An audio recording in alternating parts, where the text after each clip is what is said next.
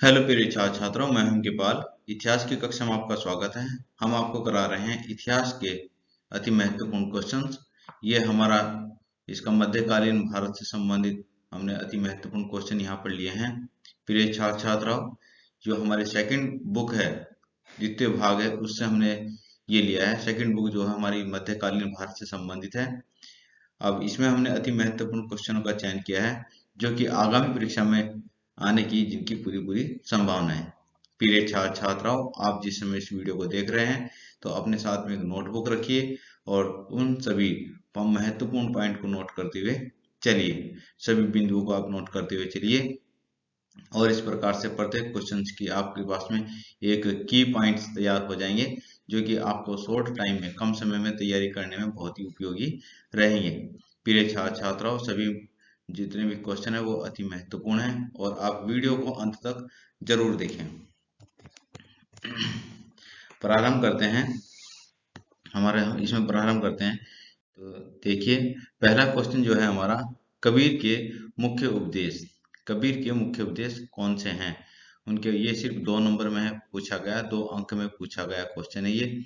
तो आप इसका उत्तर देंगे कबीरदास जी के उपदेश, हेडिंग डाल देंगे और उसमें कबीरदास जी अपने युग के महान समाज सुधारक थे। पॉइंट टू पॉइंट लिखना शुरू करेंगे। कबीरदास जी अपने युग के महान समाज सुधारक थे। उन्होंने धार्मिक पाखंड सामाजिक आर्थिक भेदभाव को का विशिष्ट शैली में विरोध किया। एक विशिष्ट शैली में विरोध किया। तो यहाँ पर कहेंगे उन्होंने धार्मिक पाखंड, सामाजिक आर्थिक भेदभाव और विशिष्ट शैली में इन सभी चीजों का विरोध किया। नेक्स्ट, उन्होंने जप तप, तीर्थ यात्रा, व्रत इत्यादि की आलोचना की और वे जन्म से किसी व्यक्ति को ऊंचा नहीं मानते थे। तो ये थे कुछ महत्वपूर्ण जो उपदेश थे कबीरदास जी के, उनको हमने यहाँ पर लिया है। 2 अंक में है तो इसमें सिर्फ इतना ही आप लिखेंगे। देखिए, कबीरदास जी के उपदेश आप हेडिंग डालेंगे। एक बार फिर दोबारा से रिवीजन करते हैं। आप हेडिंग डालेंगे कबीरदास जी के उपदेश और उसमें फिर आप पॉइंट टू पॉइंट लिखना शुरू करेंगे। कबीरदास जी अपने युग के महान समाज सुधारक थे। उन्होंने धार्मिक पाखंड, सामाजिक एवं आर्थिक भेदभाव का विशिष्ट शैली में विरोध किया। उन्होंने जप तप, तीर्थ यात्राओं, व्रत इत्यादि की आलोचना की और वह जन्म से किसी व्यक्ति को ऊंचा नहीं मानते थे। अन्य देखते हैं और चीजें भी हैं। वे हिंदू और मुसलमानों में कोई भेद नहीं समझते थे। यही कारण है कि उन्होंने दोनों धर्मों की कुरीतियों पर प्रहार किया। जो कबीरदास जी थे वह हिंदू और मुसलमानों में कोई भेद नहीं समझते थे और यही कारण है कि उन्होंने दोनों धर्मों की कुरीतियों पर प्रहार किया। दोनों धर्मों की कुरीतियों पर को उन्होंने उजागर कर उस पर प्रहार किया। कबीरदास जी एकेश्वरवाद, निर्गुण ब्रह्म में विश्वास करते थे। एकेश्वरवाद, ईश्वर एक है और वो निर्गुण ब्रह्म है, उसमें वे विश्वास करते थे। तो इसका उन्होंने उपदेश दिया। तो इस प्रकार से कबीरदास जी के बारे में हम ये महत्वपूर्ण उपदेश लिख सकते हैं 2 अंक में। आगे अगला क्वेश्चन है हमारा, विजयनगर साम्राज्य की अमर नायक प्रणाली का उल्लेख कीजिए। मोस्ट इंपोर्टेंट है ये। 5 नंबर में पूछा जा 5 अंक में भी पूछा जाता है कभी कभी। और विजयनगर साम्राज्य की अमरनायक प्रणाली के विषय में आप क्या जानते हैं? तो आप इसमें हेडिंग डालेंगे अमरनायक प्रणाली। तो अमरनायक प्रणाली विजयनगर विजयनगर साम्राज्य की अमरनायक प्रणाली विजयनगर साम्राज्य की प्रमुख एक राजनीतिक प्रणाली है। एक राजनीतिक पद्धति है, राजनीतिक प्रणाली है। तो यहाँ पर ऐसे करेंगे आप विजयनगर। तो फिर ये जो अमरनायक प्रणाली है किससे प्रभावित है? तो अमरनायक प्रणाली ये दिल्ली सल्तनत की एकता प्रणाली के समान है। जो दिल्ली सल्तनत में एकता प्रणाली थी उसी तरह की ये प्रणाली है विजयनगर साम्राज्य में, अमरनायक प्रणाली। अब इसके अंतर्गत क्या होता है? इसके अंतर्गत देखिए, अमरनायक प्रणाली में अमरनायक सैनिक कमांडर थे। जो नायक नायक का मतलब होता है सैनिक कमांडर। तो अमरनायक सैनिक कमांडर थे जिन्हें राय राय का मतलब होता है कि विजयनगर शासक के जो राजा थे उनको राय कहा जाता था। तो राय द्वारा प्रशासन के लिए राज्य क्षेत्र दिए जाते थे, कुछ क्षेत्र उनको दे दिए जाते थे। और ये जो कमांडर होते थे यानी कि जो अमर नायक होते थे, ये किसानों से, शिल्पकारियों से, व्यापारियों से भू राजस्व वसूल करते थे और अन्य प्रकार के जो कर वसूल करने का कार्य इन अमर नायकों का होता था। तो 2 अंक में क्वेश्चन आएगा, तो आप इसमें इतना लिख देंगे। अमरनायक प्रणाली, अमरनायक प्रणाली विजयनगर साम्राज्य की एक प्रमुख राजनीतिक प्रणाली है। 1 पॉइंट। दूसरा पॉइंट, यह दिल्ली सल्तनत की एकता प्रणाली से प्रभावित है, यह एकता प्रणाली के समान है। तीसरा पॉइंट आगे बनाएंगे आप, अमरनायक सैनिक कमांडर थे। ये आगे का जो पॉइंट बनाएंगे आप, जिन्हें यानी कि अमरनायक की नियुक्ति कौन करता है? अमरनायक की नियुक्ति विजयनगर के जो शासक हैं राय के द्वारा की जाती है। विजयनगर के राजाओं को राय के नाम से जाना जाता है, उनको राय कहा जाता था। तो अमरनायक की जो नियुक्ति है वो राय के द्वारा की जाती थी, और जो राय है वह उनको एक राज्य क्षेत्र, एक भू क्षेत्र दे देता था, जिस पर उन्हें कुछ अधिकार प्राप्त होते थे। अधिकार क्या थे उनको? कि वे किसानों से, शिल्पकारियों से, व्यापारियों से भू राजस्व एकत्रित कर वसूल करते थे, यानी कि उनसे वसूल करने का कार्य ये अमरनायक करते थे। तो इस तरह से फिर अगला क्वेश्चन है हमारा, विजयनगर साम्राज्य की स्थापत्य कला का वर्णन कीजिए। ये क्वेश्चन विजयनगर साम्राज्य चैप्टर से लिया है।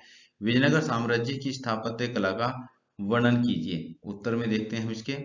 विजयनगर की स्थापत्य कला को 3 भागों में विभक्त किया जाता है। आप ऐसे कीजिए इसको, जैसे कि 3 भागों में, यानी कि 3 तरह की स्थापत्य कला वहां पर हमें दिखाई दी विजयनगर साम्राज्य में। जैसे पहले देखते हैं धार्मिक स्थापत्य। तो धार्मिक स्थापत्य में वहां पर क्या बनवाए गए? वहां के राजाओं के द्वारा मंदिर बनवाए गए, बड़े बड़े भव्य मंदिर बनवाए गए। और दूसरी स्थापत्य कला राजशाही स्थापत्य कला। राजशाही स्थापत्य कला का मतलब है कि राजकीय भवन, किले, जैसे लोटस महल, अस्तबल, महाबली टिब्बा इत्यादि, जो ये स्थल होते थे, ये राजकीय कार्यक्रमों से या राजकीय परिवारों से और शाही कार्यक्रमों से संबंधित होते थे। राजाओं के द्वारा इनको बनवाया गया। तो ये था राजशाही स्थापत्य। फिर हम बात करते हैं तीसरी तरह की स्थापत्य, वह है नागरिक स्थापत्य कला। इसमें जन कल्याण के लिए बनाई गई जो संरचनाएं हैं, यह जो स्थापत्य है, जैसे कि जलाशय बनवाना, नहरें बनाना, सड़कें बनवाना, मेहराब बनवाना इत्यादि, जो जन साधारण के जन कल्याण के लिए जो कार्य किए जाते थे स्थापत्य के क्षेत्र में, उसका वर्णन यहाँ पर किया गया है। तो इस तरह ये क्वेश्चन लॉन्ग क्वेश्चन है। ये 5 अंक में, 5 अंक में या 7 अंक में ये पूछा जाएगा। तो इसमें आप शुरुआत ऐसे करेंगे, स्थापत्य कला, विजयनगर की स्थापत्य कला को 3 भागों में विभक्त किया गया। कितने भागों में विभक्त किया गया? 3 भागों में। नोट करते हुए चलिए आप इसको। और ये 3 भाग कौन से? आप इसका ट्रायंगल भी बना सकते हैं। ट्रायंगल एक बना करके ऐसे एक ट्रायंगल बना लीजिए, और इस ट्रायंगल में आप एक साइड में धार्मिक का बता दीजिए, एक साइड में राजशाही व्यवस्था का, और एक साइड में आप नागरिक व्यवस्था का, नागरिक स्थापत्य कला का वर्णन कर सकते हैं। यानी कि धार्मिक स्थापत्य कला हो गया, फिर आपका राजशाही स्थापत्य कला हो गया, और फिर नागरिक स्थापत्य कला हो गया, और बीच में लिख देंगे आप यहाँ पर विजयनगर कालीन स्थापत्य कला। यहाँ पर लिख देंगे विजयनगर कालीन स्थापत्य कला। ठीक है जी। तो इस तरह से अब आगे चलते हैं हम। विजयनगर कालीन स्थापत्य कला पर इंडो इस्लामिक शैली प्रभाव दिखाई दिया। यानी कि इंडो इस्लामिक, जो इंडो इस्लामिक का मतलब है कि यानी कि इसमें भारतीय संस्कृति और इस्लामिक संस्कृति के मिले जुले, यानी कि मिश्रित वास्तुकला का स्वरूप दिखाई दिया। इस्लामिक और हिंदुस्तानी, भारतीय स्थापत्य कला के जो मिश्रित आकार है, मिश्रित उसके स्वरूप दिखाई दिए यहाँ पर। फिर हम बात करते हैं विजयनगर के वास्तुविदों या वास्तुकारों को किले, जो विजयनगर के वास्तुविदों को किलेबंदी, आयताकार बुर्ज, प्रवेश द्वार, गोपुरम, महल, परिषद भवन, आवासीय भवन, मंदिरों और विशेष चित्रकारी से प्रेरित किया। यानी कि जो विजयनगर की वास्तुकला ने किस प्रकार से प्रभावित किया, कौन कौन से ऐसे विशेषताएं थी जिनके द्वारा विजयनगर कालीन जो वास्तुकला थी वो विशेष बन गई। तो उसका विशेष मुख्य रूप से हम यह कह सकते हैं कि विजयनगर कालीन वास्तुकला की मुख्यतः विशेषताएं क्या थी कि वहां की जो एक तो किलेबंदी थी वो महत्वपूर्ण थी। आयताकार बुर्ज थे, आयताकार बुर्ज, बड़े प्रवेश द्वार थे, गोपुरम थे जो मंदिरों के बड़े वो होते थे, महल थे वहां के, परिषद भवन, आवासीय भवन, और मंदिरों और विशेष कार से चित्रकारी से प्रेरित थी वहां की वास्तुकारी। तो विजयनगर का की जो वास्तुकारी थी किस किस चीज से प्रभावित थी? किलेबंदी से, आयताकार बुर्ज, प्रवेश द्वार, गोपुरम, महल, परिषद भवन, आवासीय भवन, मंदिरों और विशेष चित्रकारी से वह प्रेरित थी। आगे देखते हैं। किलेबंदी बस्ती में जाने के लिए प्रवेश द्वार पर मेहराब के साथ द्वार के ऊपर गुंबद तुर्की सुल्तानों की स्थापत्य कला से प्रेरित थी और इस कला को इंडो इस्लामिक कहते हैं। इस कला को क्या कहा गया? इंडो इस्लामिक शैली कहा गया। यानी कि यहाँ पर बताया गया है कि इंडो इस्लामिक शैली का जो साक्ष्य कहाँ पर मिलता है? जो किले बनाए गए थे, किले चारों तरफ से बस्तियों को घेरा गया था, तो उनमें जो प्रवेश द्वार होते थे किलों के अंदर, प्रवेश द्वार जो होता था तो वो उसको मेहराब के रूप में बनाया गया था। और जो मेहराब के साथ द्वार के ऊपर गुंबद बनाई गई थी वह तुर्की सुल्तानों की स्थापत्य कला थी। यानी कि गुंबद का इस्तेमाल किया गया था मेहराब के ऊपर बनाने का। और ये गुंबद बनाने की जो परिपाटी है, जो कला है, वास्तुकला है, वह इस्लामिक शैली से संबंधित है। और सुल्तान, क्योंकि वहां पर जो आसपास के जो सुल्तान थे वो इस्लामिक संस्कृति से संबंधित थे, तो तुर्की गुम्बद जो बनाई गई थी वो तुर्की सुल्तानों की स्थापत्य कला से प्रभावित थी। तो इस प्रकार से हम कह सकते हैं कला को इंडो इस्लामिक कला भी कहते हैं। आगे देखते हैं। फिर बात करते हैं शाही केंद्रों की। तो शाही केंद्रों के रूप में क्या क्या यहाँ पर मिलता है? सभा मंडप, महानवी टिब्बा, ये शाही स्थापत्य कला के रूप में यहाँ पर हमें दिखाई देती है। और जैसे कि लोटस महल, वो भी शाही से ही संबंधित है। आगे देखते हैं मंदिरों में। मंदिर पिरामिड आकार में द्रविड़ शैली में बनाए गए थे। तो मंदिर कौन सी शैली में बनाए गए थे? द्रविड़ शैली में बनाए गए थे। ये मंदिर नीचे से ऊपर की छोटे होते हुए जाते थे, यानी कि पिरामिड के आकार के थे। पिरामिड आकार का जैसा होता है पिरामिड आकार, ये इसको बोलते हैं पिरामिड आकार। तो ऊपर की साइड में कम होता हुआ जाएगा।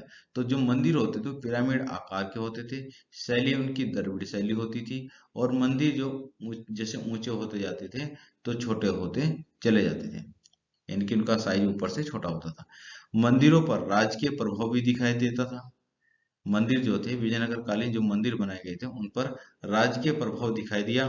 जैसे राय गोपुरम, राय गोपुरम किसको बोलते हैं? अर्थात राजकीय प्रवेश द्वार, जो राजकीय प्रवेश द्वार होते थे उनको राय गोपुरम कहा जाता था। और ये राय गोपुरम, राजकीय जो प्रवेश द्वार थे, जो देवालयों से भी ऊंचे होते थे। मंदिरों के मुख्य जो द्वार होते थे उनको ही राय गोपुरम कहा जाता था। और ये राय गोपुरम, जो गोपुरम होते थे, देवालय मतलब मंदिर, मंदिरों से भी ऊंचे होते थे और लंबी दूरी से ही मंदिर होने का संकेत भी देते थे। क्योंकि ये जो गोपुरम इतने ऊंचे बनाए जाते थे, इतने भव्य और विशाल बनाए जाते थे कि कई किलोमीटर दूर से ही पता चल जाता था कि इस स्थान पर कोई मंदिर है। क्योंकि मंदिर नहीं दिखाई देता था, लेकिन जो गोपुरम होता था, जो प्रवेश द्वार होता था ऊंचा, वह दिखाई देता था। अब मंडप और जो मंदिर होता था उसके चारों ओर एक मंडप होता था, लंबे स्तंभ वाले गलियारे होते थे। मंदिर परिषद के चारों ओर बने होते थे। जो मंदिर होता था उसके चारों ओर मंडप और स्तंभ वाले गलियारे बने हुए होते थे मंदिर के चारों। झूलते मंडप भी मिले हैं कुछ स्थानों पर विजयनगर में। झूलते हुए मंडप मिले हैं जो वास्तुविदों को आकर्षित करते हैं। और इसके अलावा यहाँ पर देखिए कौन कौन से मंदिर बनाए गए, कौन कौन से कार्य वास्तुकला के महत्वपूर्ण उदाहरण यहाँ पर हैं। विठल मंदिर, हजार सितूर मंदिर, रथ मंदिर, लोटस महल, सभा मंडप एवं उनकी दीवार पर बने पौराणिक धार्मिक कथाओं का चित्रांकन वास्तुविदों को आकर्षित करता है। वास्तुविदों को, यानी कि विठल मंदिर, हजार सितूर मंदिर, रथ मंदिर, लोटस महल, सभा मंडप और उनकी दीवारों पर बने पौराणिक धार्मिक कथाओं का चित्रांकन वास्तुविदों को प्रेरित करता है, आकर्षित करता है। तो ये था हमारा विजयनगर कालीन स्थापत्य कला शैली के विषय में आप क्या जानते हैं, यह किस प्रकार से वास्तुविदों को आकर्षित करती है। तो इसके बारे में आप लिखेंगे। इसमें आप 3 भागों में इसको कैटेगरी में बांटेंगे, 3 कैटेगरी में विभक्त कर देंगे, धार्मिक और शाही में और नागरिक में। तो इस प्रकार से लिखेंगे। फिर उसके बाद में आप धर्म से संबंधित मंदिरों के बारे में लिखेंगे, कौन कौन से मंदिर बनाए गए, किस शैली में बनाए गए। देखिए मंदिर बनाए गए जो द्रविड़ शैली में यहाँ पर मंदिर मिलते हैं, पिरामिड नुमा आकार के मंदिर मिलते हैं, मंदिरों में गोपुरम बनाए गए थे। तो ये आप धार्मिक इसमें लिख देंगे। और राजशाही में आप लिख देंगे जो कि विजयनगर के राजाओं से संबंधित, जैसे किलेबंदी हो गई, सभा मंडप हो गया, महानवी टिब्बा हो गया इत्यादि इस प्रकार से। और लोटस महल हो गया, सभा महल हो गया। तो ये इन चीजों का आप राजशाही में दे देंगे। नागरिक में आप दे देंगे मेहराब दे देंगे, सड़कों के बारे में बता देंगे और इस तरह की चीजें। तो ये बताएंगे। धर्मशालाओं के बारे में बता देंगे, सरायों के बारे में बताएंगे, तो सराय बनाई गई थी और वहां पर इंडो इस्लामिक शैली का प्रभाव यहाँ पर दिखाई दिया। ये सब चीजें आप विजयनगर कालीन स्थापत्य कला में देंगे। आगे चलते हैं, अगले क्वेश्चन है हमारा, मुगलों के केंद्रीय प्रशासन का वर्णन कीजिए। लॉन्ग क्वेश्चन है ये, 7 अंक में है। और मुगलों के केंद्रीय प्रशासन का वर्णन कीजिए। उत्तर है इसमें, मुगल शासन में संपूर्ण शक्ति बादशाह में निहित होती थी। तो आप इसमें ऐसे भी कर सकते हैं कि पहले एक पैराग्राफ बना दे इसका प्रस्तावना का, और उसमें सबसे पहली हेडिंग बनेगी बादशाह, यानी कि बादशाह क्या होता था। मुगल शासन में संपूर्ण शक्ति बादशाह में निहित होती थी, वह सत्ता का वास्तविक मालिक होता था। यानी कि संपूर्ण शक्ति बादशाह में निहित होती थी और वह संपूर्ण साम्राज्य का सर्वोच्च सेनापति भी बादशाह होता था, सर्वोच्च न्यायाधीश भी बादशाह होता था, संपूर्ण प्रशासनिक निर्णय लेने का जो अंतिम अधिकार होता था वह भी बादशाह का ही होता था। इस तरह से हम कह सकते हैं कि सत्ता का सबसे महत्वपूर्ण जो केंद्र बिंदु होता था वह बादशाह होता था और संपूर्ण शक्ति बादशाह में ही निहित होती थी। लेकिन प्रशासन को चलाने के लिए, उसकी सहायता के लिए विभिन्न संस्थाएं वहां पर हमें दिखाई देती हैं। लेकिन प्रशासन को चलाने के लिए, उसकी सहायता के लिए विभिन्न संस्थाएं होती थी। अब देखिए यहाँ पर मुगल कालीन केंद्रीय शासन व्यवस्था का वर्णन निम्न प्रकार से किया गया। कौन कौन सी संस्थाएं होती थी। सबसे पहले हम बात करते हैं मंत्री परिषद की, जिसमें मुगल कालीन जितने भी मंत्री होते थे, बादशाह के जितने मंत्री होते थे, वह सब मंत्री परिषद के सदस्य होते थे। शासन को सुचारू रूप से चलाने के लिए सम्राट मंत्रियों और अधिकारियों की नियुक्ति करता था। वह यह मंत्री बादशाह की सलाह से बादशाह को सलाह दे सकते थे, परंतु सलाह को मानना न मानना यह बादशाह पर निर्भर करता था। तो ये था मंत्रिपरिषद में। और एक चीज और है कि मंत्रिपरिषद में भी यहाँ पर जो बादशाह, जैसे जो सभा होती थी, मंत्रिपरिषद की जो सभा होती थी, सभा में जो व्यक्ति या जो मंत्री बादशाह के जितना निकट होता था वह उतना ही ज्यादा शक्तिशाली माना जाता था, वह पद उतना ही ज्यादा शक्तिशाली माना जाता था। तो इस तरह था, ये मंत्रिपरिषद है। तो मंत्रिपरिषद में जो होती थी वह सिर्फ बादशाह को सलाह दे सकती थी और सलाह को मानना या न मानना यह बादशाह का अपना अधिकार होता था। आगे देखते हैं मंत्रिपरिषद में कौन कौन से मंत्री होते थे। यहाँ पर वजीर, पहले बात करते हैं वजीर, जो ये राज्य का प्रधानमंत्री के रूप में कार्य करता था। वजीर शासन व्यवस्था का प्रधान होता था और सभी विभागों की देखभाल करने का कार्य वजीर का होता था। वह सम्राट की अनुपस्थिति में शासन की देखभाल भी करता था। तो वजीर सिर्फ आप इसमें इतना ही लिखेंगे क्योंकि हमारा लॉन्ग क्वेश्चन है, अन्य चीजें भी देंगे हम इसमें। तो वजीर शासन व्यवस्था का प्रधान होता था और वे सभी विभागों का देखभाल करता था और सम्राट की अनुपस्थिति में शासन की देखभाल भी करता था। अब आते हैं अगले, दीवान।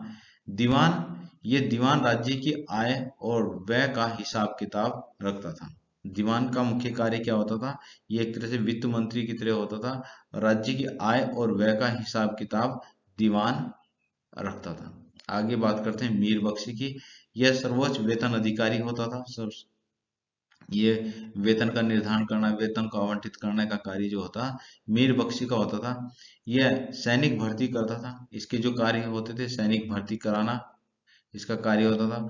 और उनका हुलिया, जैसे जो घोड़े होते थे या उनका हुलिया रखना, घोड़ों को दागने का काम करने का, घोड़ों को दाग लगवाना, सैनिकों के अस्त्र शस्त्रों को, घोड़ों को रसद सामग्री की देखभाल करने का कार्य ये सब मीर बख्शी का होता था।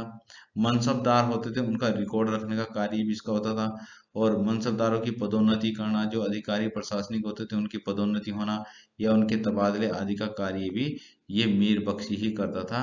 और मतलब मीर बख्शी सिफारिश करता था, सम्राट से सिफारिश करता तो वहां पर सब कुछ सम्राट ही करता था, बादशाह ही करता था। लेकिन इन सभी मामलों के लिए मीर बख्शी बादशाह से सिफारिश करता था। तो आगे चलते हैं। चलो एक बार फिर देखते हैं मीर बख्शी। तो क्योंकि 2 अंक में भी पूछा जा सकता है कभी कि 2 अंक में पूछा जाएगा मीर बख्शी कौन है, तो आप सिर्फ उसमें इतना ही लिखेंगे। तो मीर बख्शी जो होता था यह सर्वोच्च वेतन अधिकारी, सैनिक भर्ती करना इसका कार्य होता था। और सैनिकों का हुलिया रखना, घोड़ों को दागने की प्रथा, दागने का कार्य इसी का होता था। सैनिकों के अस्त्र शस्त्रों, घोड़ों, रसद सामग्री की देखभाल करने का कार्य मीर बख्शी का होता था। यह मनसबदारों का रिकॉर्ड रखता था और उनकी पदोन्नति के लिए कार्य करता था। तबादले इत्यादि का कार्य भी यह करता था और इसकी इन सभी कार्यों की सिफारिश बादशाह से करता था। आगे देखते हैं सदर उस सुदूर। सदर उस सुदूर यह धार्मिक मामलों का प्रधान होता था। सदर उस सुदूर धार्मिक मामलों का प्रधान होता था। धर्म के मामले में बादशाह की सलाह देता था और धार्मिक दान पुण्य की व्यवस्था करता था। धार्मिक शिक्षा की व्यवस्था करता था। विद्वानों को दान व भूमि दिलवाने का कार्य करता था। राज्य में इस्लामिक कानून का पालन किस प्रकार से हो रहा है, इसका कार्य, इसकी देखरेख करने का कार्य सदर उल सुदूर का ही होता था। एक बार फिर देखते हैं सदर उल सुदूर का कार्य क्या होता था। यह धार्मिक मामलों का प्रधान होता था। आप इसमें पॉइंट टू पॉइंट, इसमें आप अलग तरह से पॉइंट बनाइए, जैसे पॉइंट एक ऐसे बनाते हुए चलिए। और पहले पॉइंट में जैसे हो गया कि धार्मिक मामलों का प्रधान होता था, धर्म के मामलों में बादशाह को सलाह देता था। दूसरा, धार्मिक दान पुण्य की व्यवस्था करता था। धार्मिक शिक्षा की व्यवस्था करता था। विद्वानों और दान व भूमि को दिलवाता था। तीसरा फिर क्या हो गया जी, इस्लामिक कानून का पालन करने का कार्य यह करता था कि राज्य में किस प्रकार से इस्लाम के कानून का पालन हो रहा है या नहीं हो रहा है, इस चीज की भी सब नियंत्रण करने का, उसका निरीक्षण करने का कार्य सदर और सुदूर का ही होता था। अब नेक्स्ट बात हम करते हैं प्रधान काजी। प्रधान काजी ये भी धर्म से संबंधित है और न्याय से संबंधित अधिकारी है, मंत्री है। यह न्याय मामले का प्रधान होता था। वह धर्म संबंधी मुकदमों का फैसला करता था और मुस्लिम कानून के अनुसार का न्याय करता था। वह प्रांतों, जिलों, नगरों में अन्य काजियों की नियुक्ति भी करता था। तो प्रधान काजी का मामला ये क्या कार्य करता था, ये न्यायिक मामले को देखता था, न्यायिक मामलों का प्रधान होता था, जैसे कि मुख्य न्यायाधीश होता है उस प्रकार से था ये। और जितने भी मुकदमे होते थे उनका फैसला धर्म से संबंधित, धार्मिक जो मुकदमे होते थे उनका फैसला लेने का कार्य ये प्रधान काजी ही करता था। मुस्लिम कानून के अनुसार न्याय करता था और प्रांतों में, जिलों में, नगरों में और अन्य स्थानों पर काजियों की नियुक्ति करने का कार्य प्रधान काजी का ही होता था। अब बात करते हैं मुहत्सिब की। मुहत्सिब भी होता था, यह जनता के सदाचार का निरीक्षण करता था। यह जनता के नैतिक चरित्र की देखभाल करता था। जो मुहत्सिब नामक अधिकारी होता था, मंत्री होता था मंत्रिपरिषद में। आगे देखते हैं। फिर होता था खाने समा। खाने समा यह बादशाह के परिवार और उसकी व्यक्तिगत तथा दैनिक आवश्यकताओं की पूर्ति की देखभाल करता था। वह शाही भोजन, भंडार, खजाना, उपहारों, नजरानों इत्यादि की देखभाल ये करता। नजराने मतलब उपहार ही होते थे, वो जो लोगों के द्वारा जो दिए गए उपहार होते थे उनको नजराना कहा जाता था। तो इन सब चीजों की देखभाल करने का कार्य खाने समा को होता था। एक तरह से ये हम ये कह सकते हैं कि यह व्यक्तिगत कार्यों की देखभाल करने वाला अधिकारी होता था, मंत्री होता था। जैसे कि पर्सनल असिस्टेंट होता ना, उसी तरह के कार्य करता था। जो शाही परिवार होते थे उनके खान पान की, उनकी रहन सहन की, उनके घूमने की फिरने की व्यवस्था सब कुछ जो करता था वह खाने समा होता था। जितने भी प्रोग्राम होते थे, कार्यक्रम होते थे, उनको आयोजन करने का कार्य भी खाने समा के द्वारा ही कराए जाते थे। व्यवस्थापक था ये घरेलू व्यवस्थापक था। घर में जितने भी टोटल जो राज परिवार के लिए, शाही परिवार के लिए जो व्यवस्थाएं होनी थी उसका जिम्मा खाने समा के पास होता था। अब आगे देखते हैं। मीर आतिश, यह शाही तोपखाने का अधिकारी होता था। जो बारूद का देखभाल करने का जो गोदाम होते थे उसकी देखभाल करने का कार्य मीर आतिश के पास होता था। मुख्य रूप से शाही तोपखाने का अधिकारी होता था। आगे देखते हैं। दरोगाए डाक चौकी, दरोगाए डाक चौकी ये मुगल साम्राज्य के गुप्तचर विभाग का प्रधान होता था, दरोगाए डाक चौकी। अब आगे चलते हैं, क्योंकि लॉन्ग क्वेश्चन है इसको हम ज्यादा इतना विस्तार में भी नहीं दे सकते क्योंकि पॉइंट इसमें बहुत ज्यादा लंबे हो जाएंगे। हमें सिर्फ 7 अंक में लिखना है। और प्रिय छात्र छात्रों, जिस समय आप अपना क्वेश्चन लिख रहे हैं तो अपने टाइम मैनेजमेंट आप जरूर बनाएं। आप ऐसा ना दें, लिखने के लिए बहुत कुछ होता है इतिहास में, आप बहुत कुछ लिख सकते हैं, लेकिन पॉइंट टू पॉइंट आप उतना ही लिखें ताकि आपको अंक भी अच्छे मिले और आपका समय भी बर्बाद न हो। तो इसमें आगे फिर हम चलते हैं। मुगल साम्राज्य में सर्वे सर्वा बादशाही होता था। अब हम इसका निष्कर्ष लिख देते हैं लास्ट में। तो मुगल साम्राज्य में सर्वे सर्वा बादशाही होता था। वह अंतिम कानून निर्माता, शासन का व्यवस्थापक, न्यायाधीश और सेनापति होता था। प्रत्येक बात के लिए अंतिम निर्णय बादशाह का ही प्रभावी रहता था। तो ये हम इस प्रकार से इसका हम लास्ट में हम इसका निष्कर्ष लिख देंगे या इसके बारे में हम संपूर्ण जानकारी एक बार यहाँ पर दे देंगे। तो प्रिय छात्र छात्राओं, इस प्रकार से ये हमारे महत्वपूर्ण क्वेश्चन हुए हैं कुछ। अभी और महत्वपूर्ण क्वेश्चन हम आपके लिए बनाते रहेंगे। आप धीरे धीरे इसी प्रकार से तैयारी करते रहें और सभी पॉइंट्स को आप नोट करते हुए चलें और लिखते हुए चलें, याद करते हुए चलें। आपको बहुत अच्छी तैयारी हो जाएगी आपकी, और आप इसी तरह से हमारे साथ में जुड़े रहें। प्रिय छात्र छात्राओं, जिस समय आप हमारे चैनल को सब्सक्राइब करेंगे तो सब्सक्राइब करने के साथ साथ आप बेल नोटिफिकेशन को भी जरूर दबाएं। और बेल नोटिफिकेशन में जो ऑल बेल नोटिफिकेशन आप उसको ऑन कर लीजिए, क्योंकि जो भी वीडियो हम आपके पास अपलोड करते हैं वह सबसे ही आपकी यूट्यूब, जो आपका यूट्यूब है उसमें शो होने लगेगा। वह आपको दिखाएगा कि वीडियो अब आ चुकी है। तो इस प्रकार से आप उसको कभी भी किसी भी समय देख सकते हैं। तो प्रिय छात्र छात्राओं, तो यदि अभी तक आपने हमारे चैनल को सब्सक्राइब नहीं किया तो चैनल को सब्सक्राइब भी कर लीजिए। अच्छी शुभकामनाओं के साथ में धन्यवाद।